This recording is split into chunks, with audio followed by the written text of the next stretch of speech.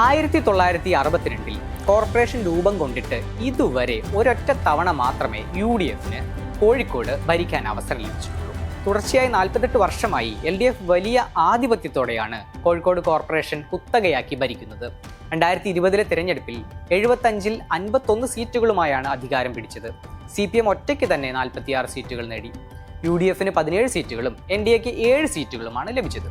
ഇക്കുറി കോഴിക്കോട് അട്ടിമറി നടത്തുമെന്ന് പ്രഖ്യാപിച്ച് സർപ്രൈസ് മേയർ സ്ഥാനാർത്ഥിയായി സംവിധായകൻ VM ബിനുവിനെ പ്രഖ്യാപിച്ചാണ് UDF തെരഞ്ഞെടുപ്പ് പ്രചാരണം തുടങ്ങിയത്.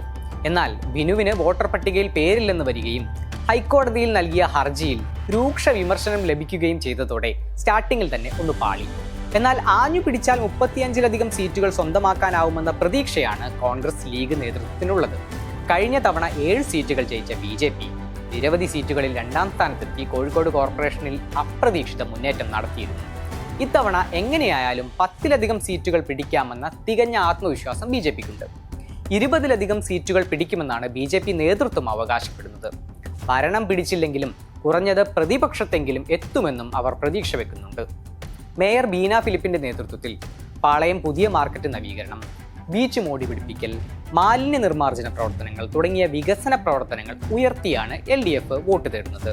യുനെസ്കോ സാഹിത്യ നഗരം പദവി, സുരക്ഷിത നഗരം, വയോജന നഗരം പദവി എന്നിവയും ഭരണ നേട്ടങ്ങളായി അവർ ഉയർത്തിപ്പിടിക്കും.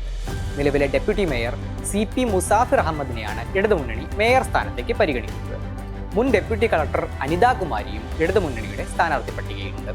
കോൺഗ്രസ് 50, മുസ്ലിം ലീഗ് 25, CMP 1 എന്നിങ്ങനെ മൊത്തം 76 സീറ്റ് ഭാഗം വെച്ചാണ് കോർപ്പറേഷനിൽ UDF മത്സരിക്കുന്നത്.